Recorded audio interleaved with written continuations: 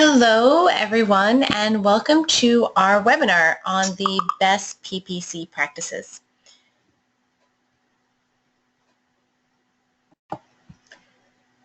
My name is Audrey Dotson, and I am the Marketing Director for Vbout.com. Vbout.com is a marketing automation software platform, and we are hosting this as a whole series of webinars that we're doing for different topics in digital marketing. The best PPC practices is actually the last of 13 lessons that we've done that form an entire online digital marketing course that you'll be able to take. If you're interested in learning more and would like to go back and do some of the other lessons that we've already covered, just go to vbout.com and you can sign up for our free online digital marketing course there. Now, we at Vbout, we do marketing technology software, and so a lot of the topics that we've covered come from our expertise knowledge in this space and in this industry, but we are also an independent startup doing a lot of this marketing on our own. So a lot of the lessons come from our own experience, our own practices, and our expertise with marketing technology. So we'd love for you to learn and gain from our experience and our knowledge. And today we are going to have a special guest speaker, Pam Angst, who will be teaching this course. She has been doing PPC and SEO for over a decade, and we're very excited to have her teach this course to you and really bring forth her knowledge, which is very, very wide in this industry.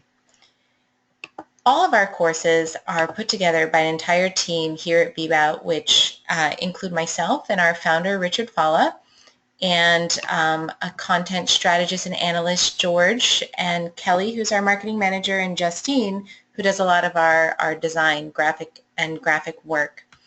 So again, just to go over a few logistics for the meeting, I'm going to have everyone on mute, and you'll be able to type in any questions that you have into the chat. And if there's something that I can answer or something that I can address during the meeting, say if we're having some technical difficulties with the sound or with the images, I will try and address those. And if it's something for Pam to answer, she has put aside some time at the end to be able to answer any questions you may have when we're done. So please type them up as they come up and into the chat, and then we'll get to them at the very end. So at this point, I will turn it over to Pam, who will start our lesson for the day on PPC. Thank you so much, everyone, and very glad to have you on this webinar. So with that said, I'll tell you a little bit about me. For those that don't know me, I was born and raised a nerd. I've been playing with computer code since I was 6 years old, creating websites since 1997, at first just for fun and then in a professional capacity. Been working in e-commerce, so specifically driving traffic to websites since 2005, including Google Adwords and PPC tactics. Been using them for quite some time now. And I do have my MBA in marketing, so I learned a lot about traditional marketing strategy as well, and do my best to meld the technical world with the kind of general marketing best practices and strategies that I learned in business school to help our clients. And I have an agency where we do SEM and SEO and PPC advertising, basically all ways of driving traffic to websites for our clients. I've had that since 2011. And that brings me to you today with a bunch of PPC stuff to talk about. So let's get to that. And this is the agenda of what we're going to go over. So we have an introduction, high level, what is PPC? And we'll dig into Google AdWords specifically a bit, since that's one of the most commonly used platforms in PPC. We'll go over the basics of the concepts of and the differences between the concepts of PPC versus SEO versus SEM, so you can start to think about what might work for your particular situation best. Then we'll go into getting started. We will dive in specifically to SEM quite a bit because it's such a popular form of PPC. So we'll touch upon the other PPC options as well. And then we'll talk about optimizing and metrics. Analytics and metrics are huge for PPC. They should be huge for any digital marketing initiative that you undertake, and the measurement, the monitoring and measurement of the results and the continuous improvement that can be done with that data, but it's particularly applicable to PPC. So we will make sure to spend a whole chunk of time on that today as well. And little useful tips and tricks and tidbits are included throughout. All right, so basics. What is PPC? Technically, PPC stands for pay per click. So PPC refers to any form of internet advertising in which advertisers are paying on a per click basis each time one of their ads is clicked. So essentially, you're buying visits to your website instead of gaining organic traffic to your website where you don't pay for every single click. The search engine marketing is a very popular form of PPC, where you are doing that on a keyword in a search engine. So you're placing a bid to appear, to have an ad appear at the top of a search engine, and you pay on a per-click basis when someone clicks on your ad that comes up as a result of someone searching for the keyword that you bid for your ad.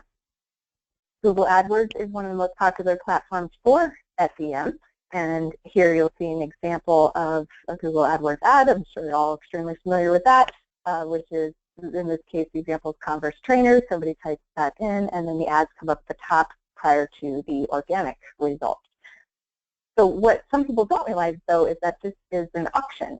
It's kind of like eBay. So of these two advertisers that you see here, one of them bid higher than the other in order to come up in that first position as opposed to the second position. There is a little bit more to it, and we'll get to that as far as how quality score impacts position and whatnot. But just at the most basic level, it is an auction, and it has a lot to do with how much you bid on a per-click basis to show up for those keywords.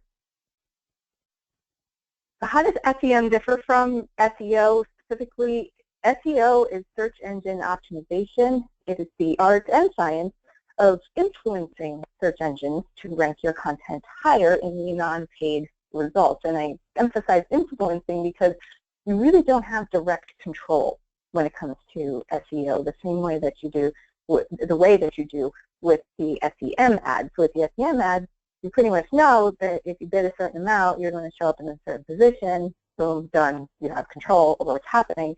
In SEO, it's much more about trying to influence the search engine, convince the search engines to show you higher.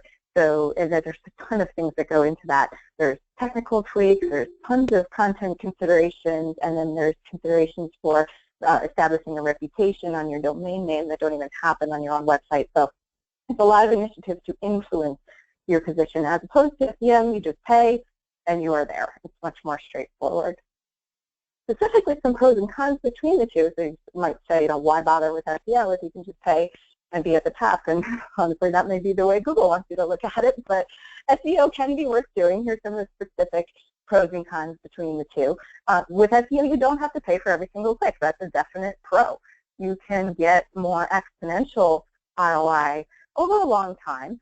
But at some point in time, when your SEO traffic is increasing and increasing and increasing on a regular basis, and you're only investing a certain same fixed set of resources into that, you can get a better ROI over time on SEO. It is challenging and technical to manage. They both are. But with SEO, it is a very heavy workload every month, specifically with the content production. And it does cross multiple departments because of the content production as well as the technical elements that need a web programmer. So amongst the company, or if it's a small business, amongst their small business and its various vendors, copywriters versus web programmers, there's a lot of coordination across multiple departments or multiple vendors. And SEO is rapidly changing. It's constantly changing. So it's a heavy lifting type of an effort. It's a heavy investment in time and resources every month. And it does take a long time to work. That's another kind of downside to SEO. You put it on these heavy investment resources every month. And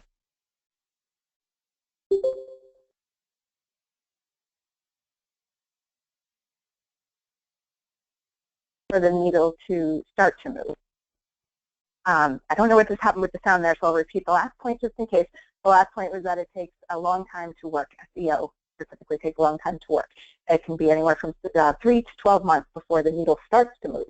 So eventually, you can get potentially a better ROI out of SEO, but it's not going to happen right away. So SEM can happen right away. That's just to jump to the bottom of the bullets on the SEM side. The main pro is the instant exposure. But to hop up to the top, the main con is that you have to pay for every single click, and that certain industries and certain words can have very high cost per click. CPC is cost per click, very high CPCs, and can be very expensive to advertise for certain products and services and words. So we'll get into that about how to figure out if that's the case for you or not.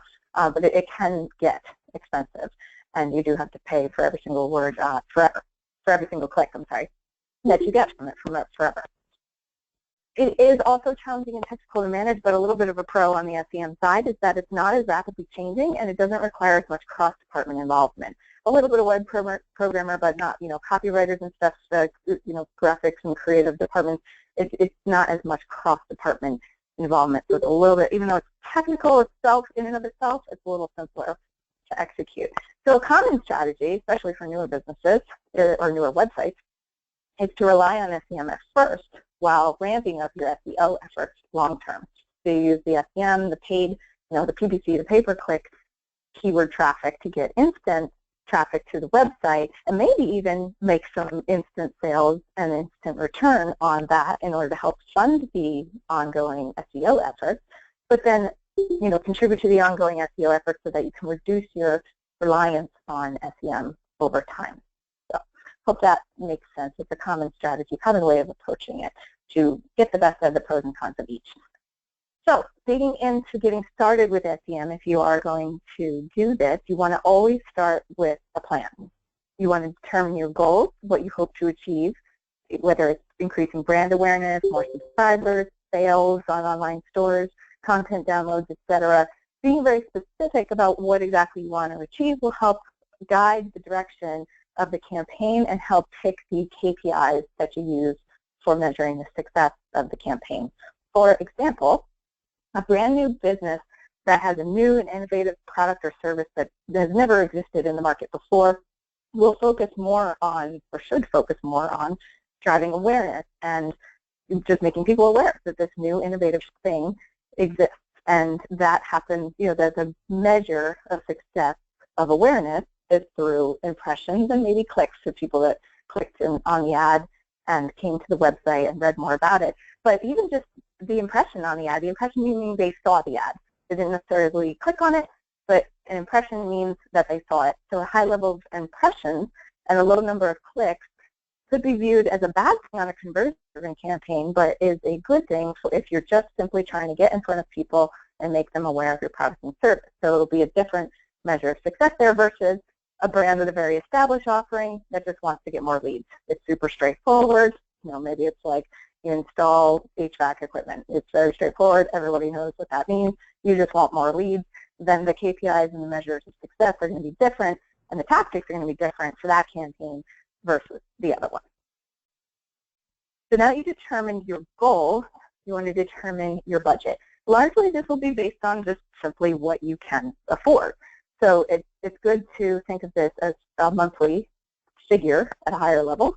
Say, I can afford $1,000 a month, or $2,000 a month, or $10,000 a month, whatever it is, to determine if that's actually going to work for your paid search initiative. You might want to look at your average cost per click on the words that you're interested in. And this is not an exact formula. This is just some rough formula that I use to get a rough feel for what might need to be the bare minimum monthly budget in order to make a certain campaign successful. But you can look at your average cost per click. Let's say it's something like HVAC repair services. And let's say that is on average you're seeing in Google that that's about $10 per click. A rough guesstimate of what you'll need at a minimum for that to work is to take that average cost per click of $10 and multiply it by 200. So $2,000 would be probably a sufficient budget, monthly budget, for words that cost on average about $10. This is not exact, and there's exceptions to this for sure, but it's just a simple way of trying to ascertain.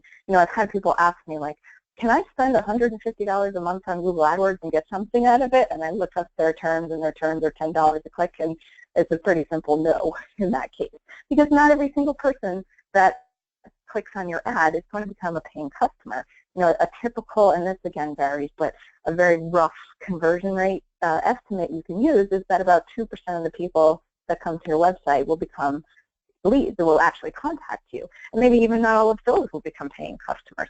So if you have to pay $10 per click and you only have, you know, $150 a month, you're going to get maybe 15 clicks.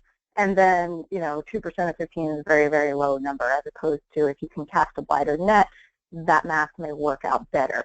So again, just some really rough figures for you to use to try to figure out if this is going to be worth it. You may find that some of your core services, the terms are too expensive, but maybe some of your ancillary services or some of the more unique aspects of your service can be more affordable on a cost per click basis, but the keywords can be more affordable on a cost per click basis. For example, I was talking to a photographer the other day, and general photography terms can be very competitive and expensive, but he mentioned just kind of casually that he does a lot of construction photography, and I was like, I latched on to that. I'm like, oh, that's a unique aspect of your service that might cost less, so let's look at that. And it's, you know, those kinds of things do tend to have a lower CPC, and so maybe he can't advertise all of his general photography services in his current budget, but he can definitely take advantage of that unique angle. So think like that too when poking around looking at CPCs. And I should mention the place to poke around and look at them is in the Google AdWords Keyword Planner. So you can go into Google AdWords and you can sign up for an AdWords account. Before you even start paying for ads, you do have this tool, you know, the tools menu, and it's called the Keyword Planner, where you can poke around and see what the different cost per click on the words you're interested in will be. Another place to do keyword research for figuring out what terms you should be using is, or another couple of places, is the competitive keyword tools. SEMrush and SciFu are two very popular ones of these. So in addition to the AdWords Keyword Planner, you can use these tools to see what specifically what your competitors are bidding on. And you know, one can assume that if they're paying for those words, it's working for them. So that's a good place to check out what your competitors are doing and get some ideas for what keywords you can use as well. And there's a tip here also that says organize your keywords into tightly themed ad groups. So now, you know, assuming you've gotten to a point where you started to assemble lists of keywords you want to use, you want to start to think about how to organize them into very specific buckets, which will become ad groups in AdWords. There's several reasons for that, which we'll go more into, but on the simplest level, you're going to be able to be more tightly themed with your ad copy and the landing pages on your website that you're sending people to if you organize your keywords into very specific groups from the get-go. So more on that soon. One other keyword tip when you're thinking about just which keywords to use for conversion-focused campaigns, specifically ones that focus on sales or leads as opposed to awareness, you want to try to stick with keywords that have a high level of intent to buy. So, for example, sneaker store near me. I think that person has a lot more intent to go and buy a pair of sneakers right away than someone who's typing in something like trendy sneaker styles. So try not to get caught up in what's an easy trap to get caught into, is that, oh, well, this word's related to my business, and this term is related to my business, and this one, and this one, and this one, and all these loosely related terms. You know, think hard about the intent that that person has when typing that in. If I'm typing in trendy sneaker styles, I don't know that I'm necessarily intending on going to the store today to buy a pair of sneakers for sure. I just might be curious about the latest sneaker style. So try to, if for conversion-focused campaigns, try to stay focused on words that have a high level of intent to purchase. So now you know what keywords you want to bid on, and you're starting to organize them into groups. Now it's time to write your ad copy, the words that will show up in the ad on the top of the search engine. There are a lot of guidelines, and definitely just kind of breezing over this because it's too much to go over for today. So my recommendation is just to read Google's guidelines for ad copy and specifically quality score as well. I started to touch upon this before. Quality score has to do with the relevancy between your keyword, your ad copy, and your landing page. So there's basically three things that people are going to see they're going to see, that's the very top, the keyword that they typed in. Then they're going to see your ad, and when they click on your ad, they're going to see your landing page. And Google developed quality score because they wanted to put a particular emphasis on there being a tight match of relevancy between the keyword that the person typed in, the ad that they see, and the place that they land on the website.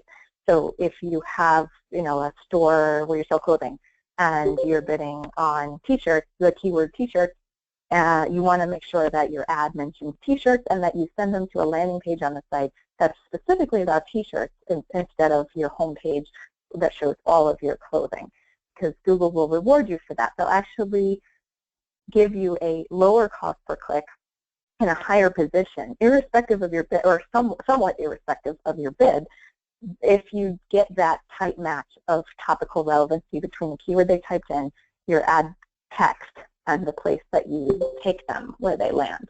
So that's a big tip when writing your ad copy. And again, back to those groups, if you put your keywords into tightly themed groups all along the way, that makes it super easy to do this, because then you have a group of words that are just about t-shirts, a different group of words that are about jeans, and so on, and you write different ads for the different groups.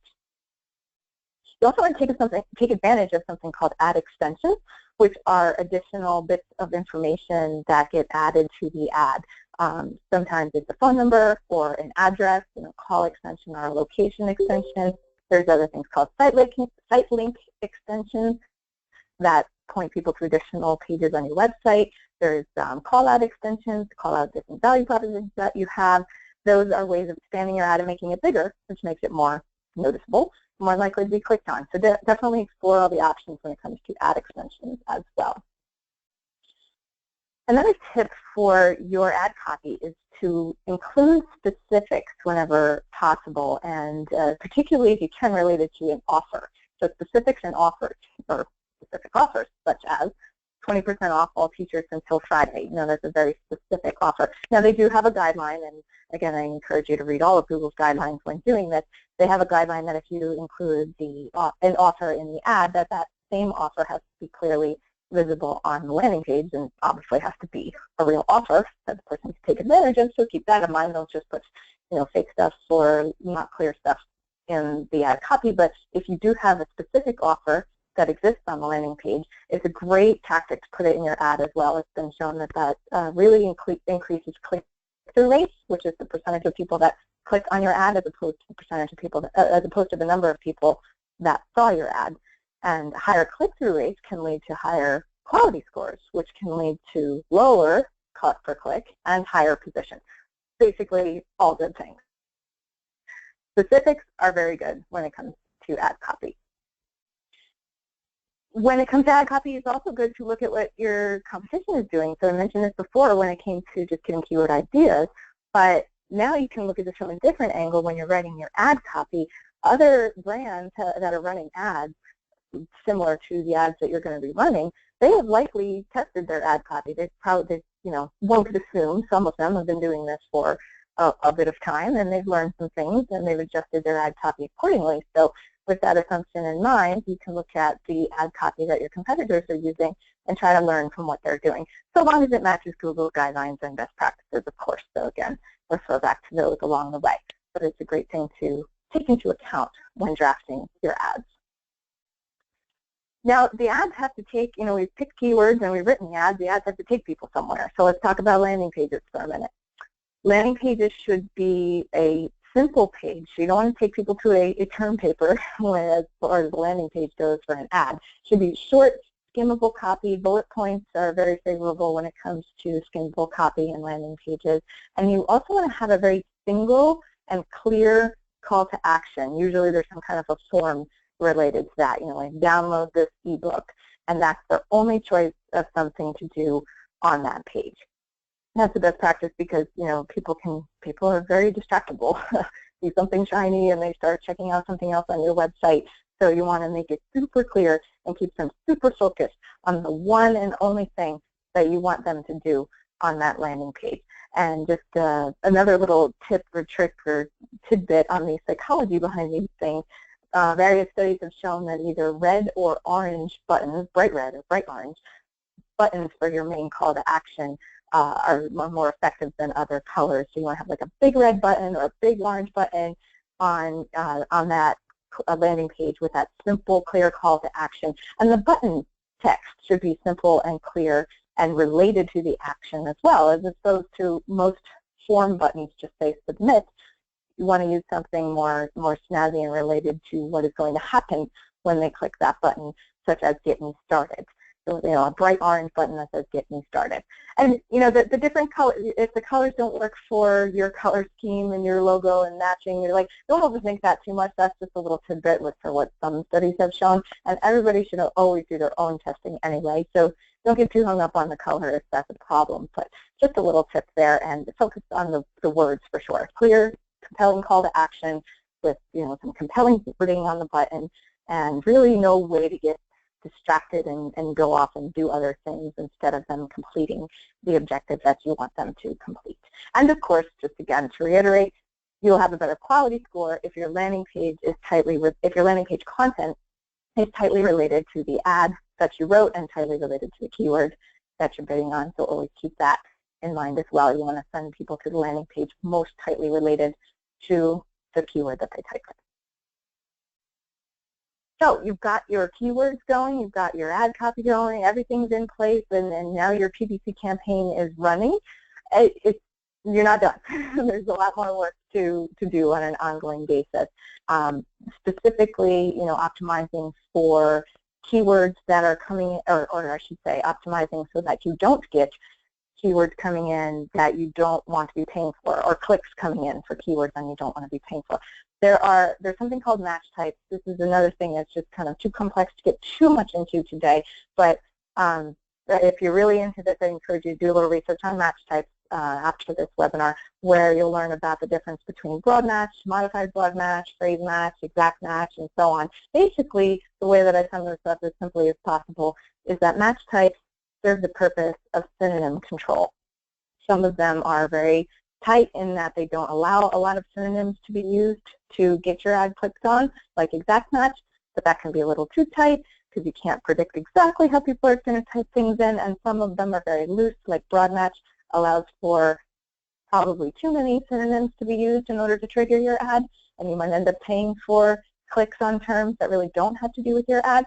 And there's some options for everything in between. So one of the things, either way, whatever match type you use, you want to focus on your search terms report as a way of optimizing your campaign on an ongoing basis.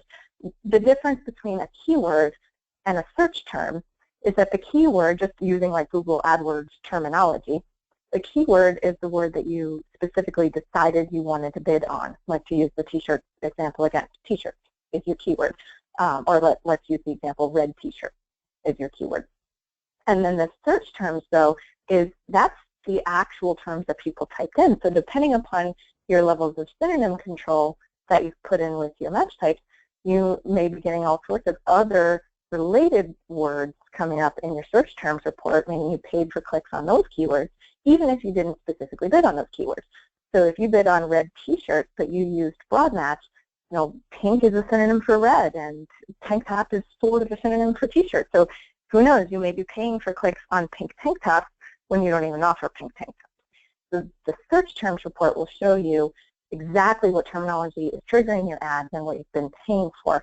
And that's a huge, basic step to start with optimizing your campaigns, is to keep a really close eye on that and apply something called negative keywords if you see things you don't want to be ranking for, like pink or tank top. If you do pink as a negative keyword or tank top as a negative keyword, then regardless of your other synonym controls, Google shouldn't allow that to happen again with those particular terms if you add them as negative keywords. So again, always be testing everything, not just that. Start with that, watching your keywords and adding negative keywords as a form of optimization. But other forms of optimization include A/B testing. You want to be trying different hypotheses, testing different hypotheses against each other all the time. Ad copy is one of the biggest places to do that. Should I word it this way or should I word it that way? Should I have this call to action in my ad or that call to action in my ad? Well, the only way you're going to know is to test them against each other. So you can test different sets of ad copy to see which works better. You can test different match types on your keywords can and should definitely test different landing page content, you know, what you're saying and what your call to action is when you land on your website. If you take in all the possible combinations of things to test on every keyword that you're bidding on, PPC campaigns, or SEM campaigns specifically, I should say, can always be improved upon. There's just endless amounts of theories that you could test to see if you can squeeze a few more percentage points out of your performance. So always, always, always be testing. Never set it and forget it. When you're monitoring your campaigns, though, keep in mind that it does take time to ramp up and to learn enough to apply to the campaign before you determine that it was a success or a failure. So you're gonna put the campaign out there on day one, and you're gonna start to watch the search terms report, and you're gonna see things that you didn't want, like pink or whatever, tank top, and you're gonna make adjustments accordingly to your match types, your negative keywords. You're going to start to make some initial changes to the campaign. So I typically say give a campaign at least 90 days of those initial tweaks and learnings being applied before you determine it a success or a failure. If you don't get it the exact ROI you're looking for in month 1, I'd say that's okay, and that's pretty typical. Even month 2. As of month 3, you should start to be able to, you know, have felt your way around enough and know what you should and shouldn't be doing with the campaign, and applied enough tweaks at that point to start assessing from a bigger picture ROI perspective, like, is this going to work or not? So just give it a little bit of time before you call it as to whether it's a success or a failure.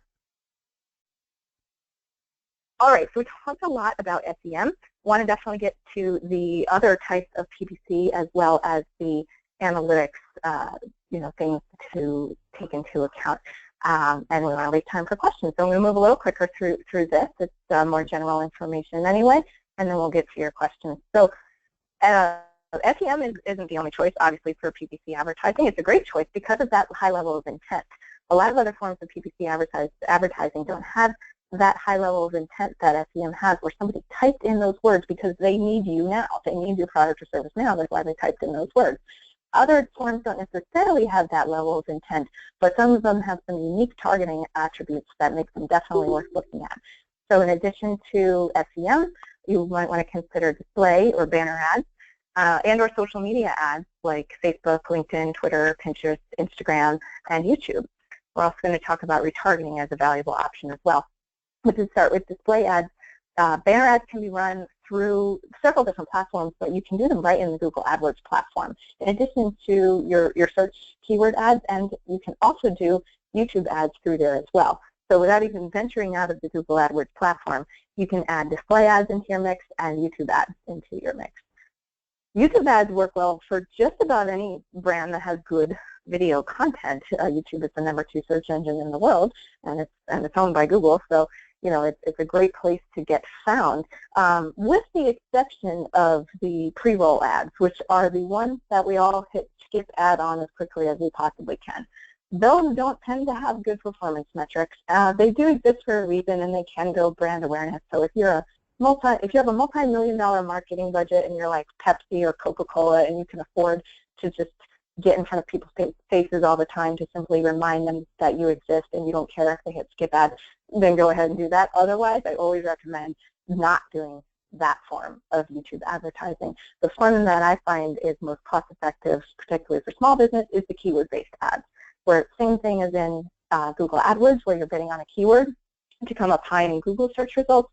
In this case, you're bidding on a keyword to have your video come up high in YouTube search results. That tends to be very effective and affordable. Definitely consider that if you have good video content. Other options, LinkedIn is great for B2B focused brands, business to business, so where your business is selling to another business, because of its targeting options. You can target people by the industry that they're in, the type of company that they work for, the size of the company they work for, their job title, their specific skills. It's excellent. If you've really profiled your particular type of B2B buyer you want to get in front of, LinkedIn ads can be great for that.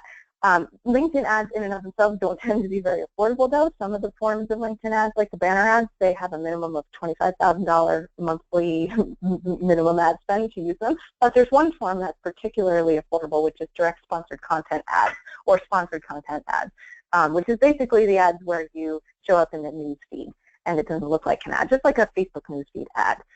Those tend to be more affordable and effective because they don't look like ads. They just come up in the newsfeed. They look like newsfeed items.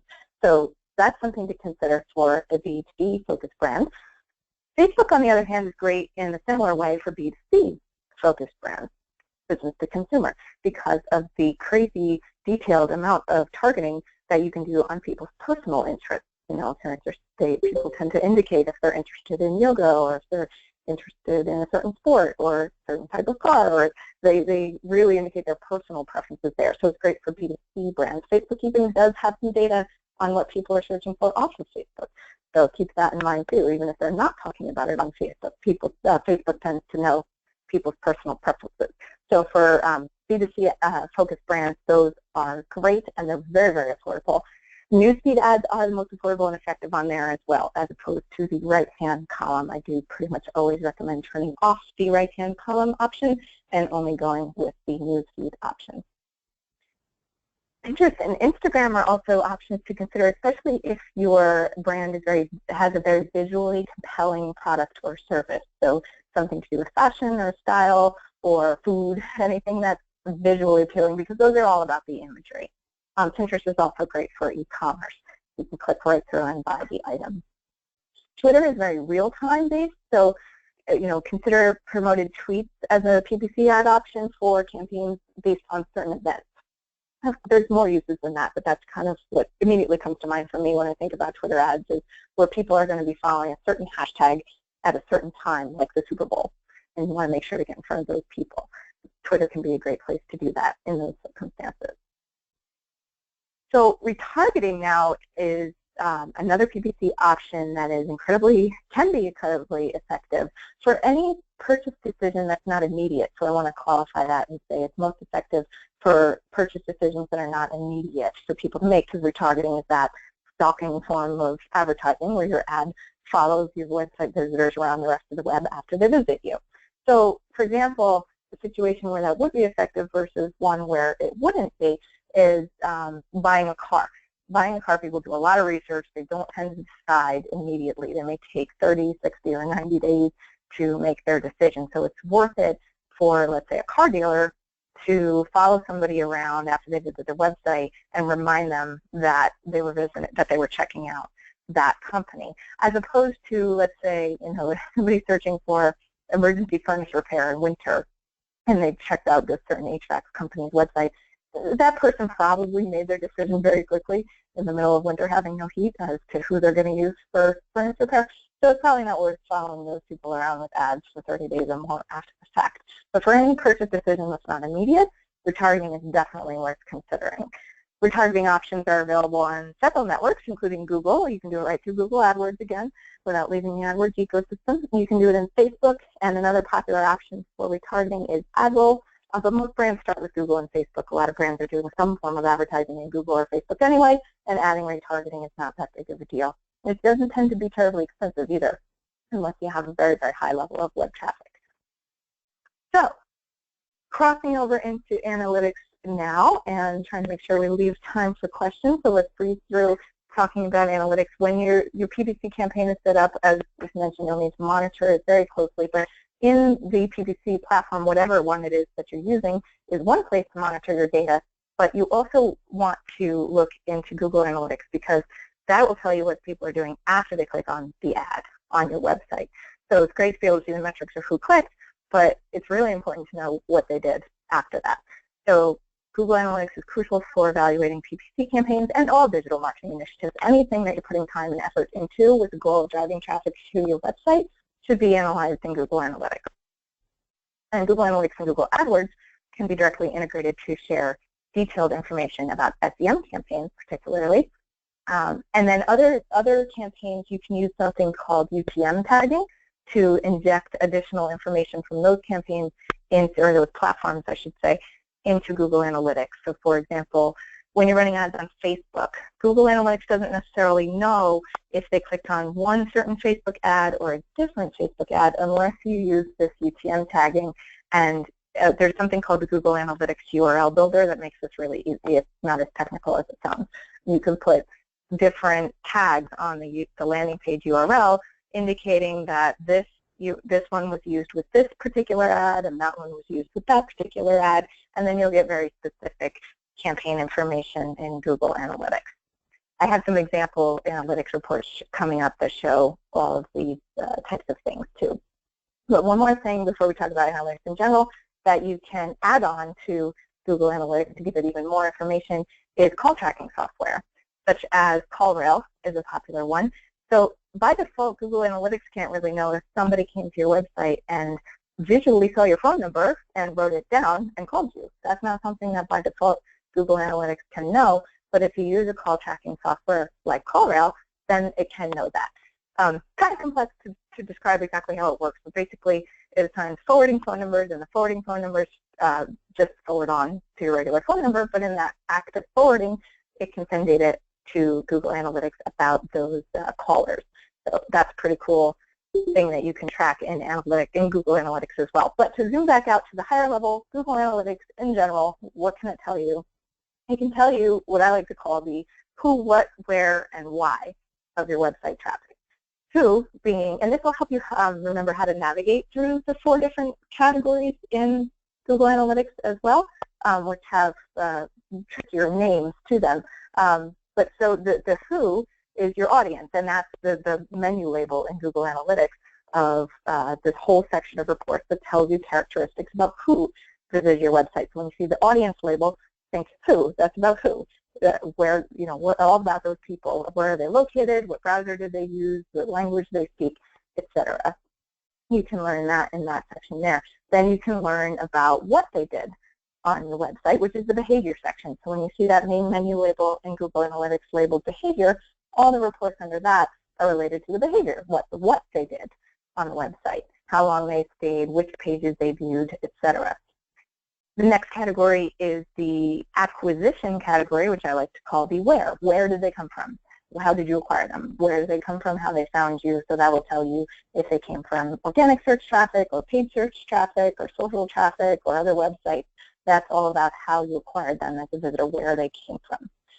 And then there's the conversion section, which I kind of call the why, because if you think about why do I even have a website? What's the main thing you want them to do on your website? That's, that should be tracked as a conversion, and this is the section where you can look at that. Did they complete the goal, the main why for why you even brought them there? Did they download the thing? Did they purchase the product? Whatever it may be, fill out a lead form, did they complete the why? So that's kind of, those 4 main menu labels when you go into Google Analytics can help you kind of interpret a little easier what you're looking at when you go in there, the who, what, where, and why, the behavior, the users that came, the behavior, the acquisition, and the conversions. So if you don't have Google Analytics, really quickly, what you want to do first is get it set up. You can sign up for a free account. You put in your website URL. That will spit you out a tracking script, and you'll want to then put that tracking script in the header code of your website so that it appears on all website pages. That's the simple part of the setup, and definitely go ahead and do that yourself if you haven't already. Some additional higher level setup that you will ultimately want to do as well can include tracking to identify critical actions that they take, such as conversions and specific events, or e-commerce tracking if you have an online store. You'll probably need a programmer to help you with some of that, but it's definitely worth gathering that valuable data. And then you do want to link, if you're doing Google AdWords, you definitely want to link your Google Analytics and AdWords accounts so that they can share more data with each other, and that will help with your SEM optimization. So a couple tips or key tidbits for what my favorite reports are in Google Analytics, since there are a bazillion of them and it's easy to get lost in a rabbit hole. Here's kind of a little cheat sheet on the next 2 slides as to what the most important reports are for you to stay focused on. The first one is your traffic sources by channel. So you go to the acquisition menu and click on all traffic and go to channels, and then you can see this here, which is a high-level overview of where you got all of your visitors from and what's working best in that regard. The second one is the top landing pages, which is insight into your content that draws in your visitors. So which pages are drawing in the most people, and you can see that on your behavior and then site content and landing pages. Third favorite is top referring sources, which is the referral sites that lead users to you, so you can know what's working in that regard. Acquisition, all traffic referrals is where you'll find that. And last but definitely not least is the ultimate metric of all, your conversions reports that show your goals and transactions. If you try to stay focused on those four main places as you're going through Google Analytics, you'll avoid some rabbit holes and some confusing data, and you'll stay focused on high-level insights that will help your digital marketing. So just going to read through a couple of quick examples of some of the tracking things that I've talked about that are possible with Google Analytics, and then we'll get to your questions. And the first one here is video event tracking. So this is one of those higher level things that you can have your programmer add for you, which is tracking activity on videos, either at a higher level, started it, paused it, resumed it, completed it, or sometimes you can even do, did they play it or pause it, but did they get 25% through, 50% through, 70% through, etc. You can know about how your videos are contributing to converting your website visitors.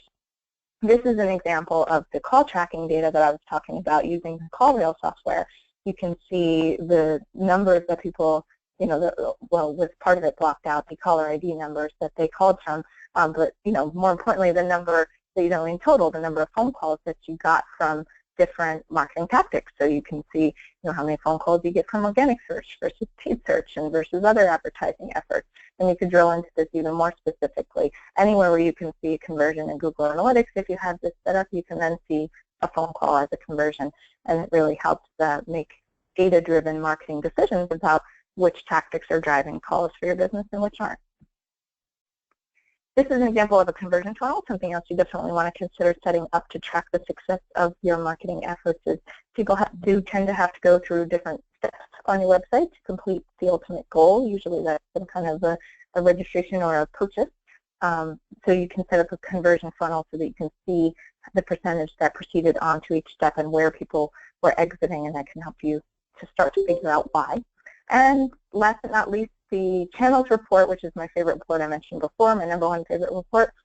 When you do have that e-commerce, if it's an online store and you have that e-commerce data tracking set up, this is what that data can look like, which is also incredibly impactful to know, the actual number of dollars and transactions that you're making off of each of these different marketing initiatives can help you calculate your actual ROI.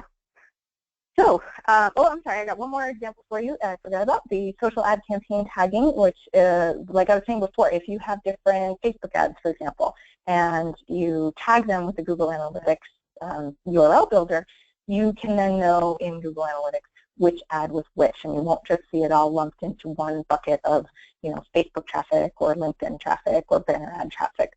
You can then know exactly which ads were brought in, exactly how many people, and even better if you have conversion tracking set up, and you can see in this case the first ad drove 12 conversions, the second one only drove 3, and the last two only 1 each. That is super valuable information to know going forward for which ads you should be running and shouldn't be running on other networks. Okay, so that is it for the brief through on PPC and SEM and analytics. Audrey, do we have questions that were submitted? Hey, Pam. Yes, thank you so much for that, that great lesson on PPC, by the way. So if you go over to the chat, you'll see Kelly had some questions. The first one was, what's the best way to increase ranking in SEO as a sole proprietor? So I know you mentioned some things between big companies with big budgets, so this would be for a small, single proprietor business. Right, okay, and I'm sorry, I missed, did she mention SEM or SEO? SEO. SEM. Yeah. Okay. Okay. So increasing ranking in SEM as a sole proprietor, so SEM referring to paid search advertising. The best way to do that there, since paid search is so driven on the cost per click for the words that you're paying for, the best way to increase your ranking is to assemble a whole portfolio of less expensive words and make the most of your budget that way, which tend to be longer tail keywords, more specific keywords that have more or key phrases, I should say, that have more individual terms in them. those tend to cost less, and then you can get a lot more exposure and come up higher instead of fighting with the bigger brands with the bigger budgets on the more generic words.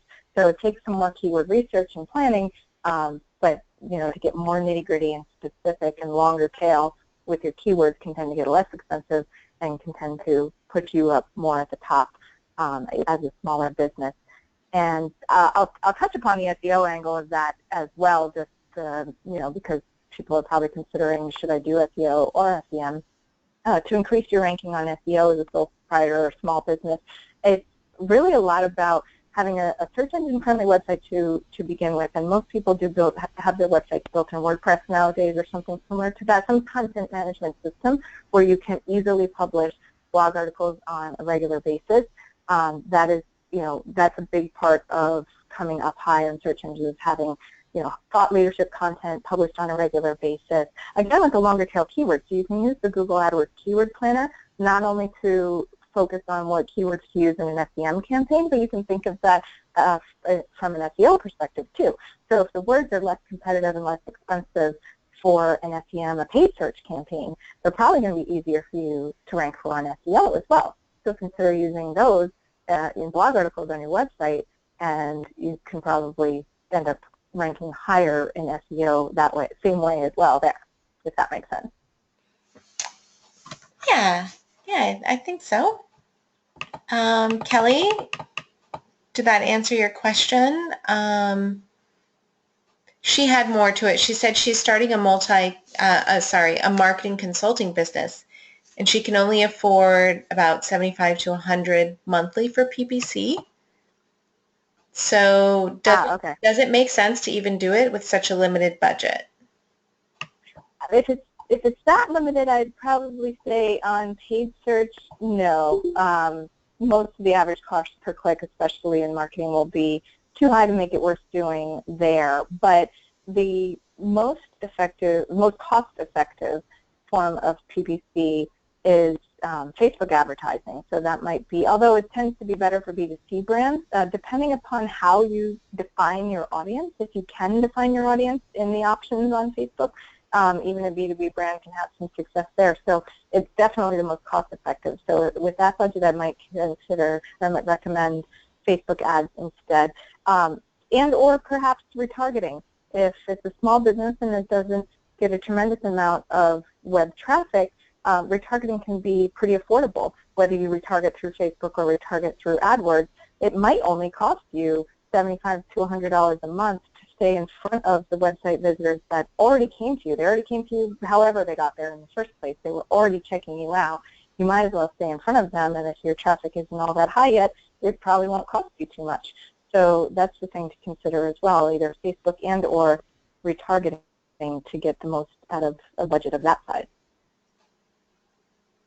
All right. Great. So Kelly, I hope that answered. Yeah, she said, okay, thanks so much. And thank you, Pam. Well, were there any other questions before we close up this session? Anyone else?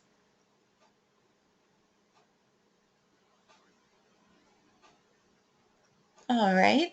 So I had a question actually, Pam. So in addition to, say, this webinar, if someone is getting started with all of this stuff and wants to learn more, where and how do you recommend people go about that? Good question. Well, there's always YouTube. There's good, tutorials and stuff on YouTube, although you got to be careful with your source there. So there are online learning courses on sites like Udemy, which is Udemy, I think I'm pronouncing that right, or lynda.com that LinkedIn purchased, that you can take and you can read reviews on the instructors there before you take those video courses. On a lighter level, if you just want to keep up with the latest happenings and read a little bit more into best practices, for PPC, especially SEM, WordStream is a great source for their blog, reading up on best practices, and they have some ebooks and downloads and whatnot for the PPC part of things. On SEO, Moz.com tends to be great for that, following Rand Fishkin, and the Whiteboard Fridays there and everything are great, as well as Search Engine Journal, Search Engine Land, and all of those sources. Great. Do you have a favorite? that you read every day? No, I digitally hoard information, and I just like subscribe to them all and just keep up with as much of it as I can. They're all pretty good, all the ones that I mentioned. Okay, great. Same here, same here. Okay, so we have another question now. Um, they ask, they'd like to find a job in SEM, in the SEM space without hands-on experience about it. So we just discussed, places that you recommend on where to learn more, but what about getting a career started in SEM? Great question. That is indeed tricky because it's kind of the classic, chicken or the egg thing. They want you to have experience in order to hire you, but you gotta get hired to get the experience. So, definitely getting yourself fully trained first, of course. I mean, this is people's money that you're dealing with when you're running ads for them, so you just absorb as much training as possible, and that's going to look good on a resume as well. Beyond that, if you do have the opportunity to do any experimentation yourself, if you happen to have a little bit of money and a little bit of a side project, your own personal blog that you want to drive some traffic to, of course, experimenting for yourself can get you some experience. But doing helping people that friends and family, if you have a family member owns some kind of an electrician business or something, and they're willing to let you experiment with a little bit of their advertising budget in order to get some actual experience for yourself, that would be good. You can always try to put yourself out there on the freelancer networks too, like Upwork, and see if you can get any jobs there, although again, people do look for the experience there the same way they would in a job. So an internship, of course, will get you experience. I've definitely hired people that have gotten some of their initial experience in internships. And internships are experimenting for friends and family or yourself, if you can, is the best way to get that actual hands-on experience, but after the training, of course. Okay, great. Thank you so much for that advice. We have time for one more question. So if anybody has a question, please type it in. Otherwise, we will close up right on time, 3 p.m. Thank you again, Pam, for being our guest teacher today and sharing with us your expertise in this area. If anyone on this webinar is interested in taking more of our digital marketing courses, doing the entire course we have that we're going to offer for free, please go to vbout.com and you can register there. And we do have one more question. And as always, if you want to reach out and afterwards, you can write us at hello@vbout.com. You're going to get a recording, by the way, of this session. We're going to post it up online. We'll send you the slides and the recording tomorrow. But now, Pam, there is one more question before we close up. So how does Bing Ads compare to Google AdWords?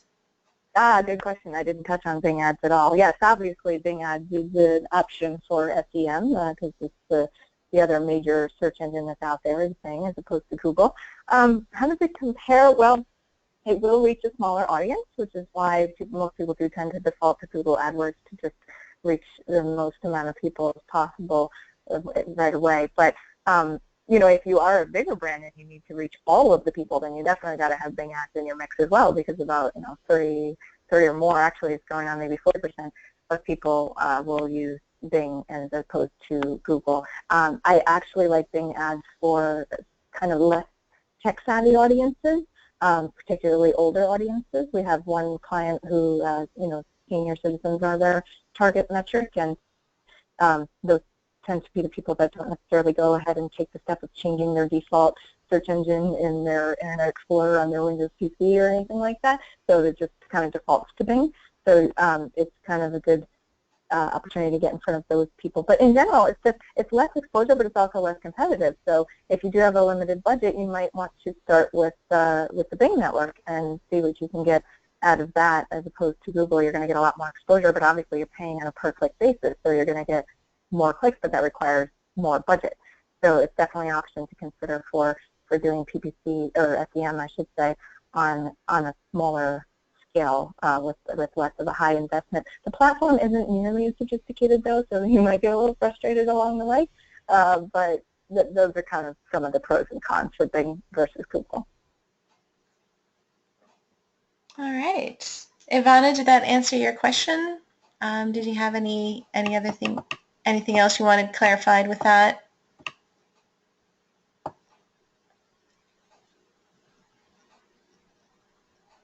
Oh, she said that was great. All right. Well, Excellent. wonderful. That's our last question. So again, thank you everyone for attending. Thank you, Pam, for teaching us this great lesson. And be in touch. You'll get the slides and recording tomorrow, everyone. Have a good rest of your day. Thanks so much for having me. Bye.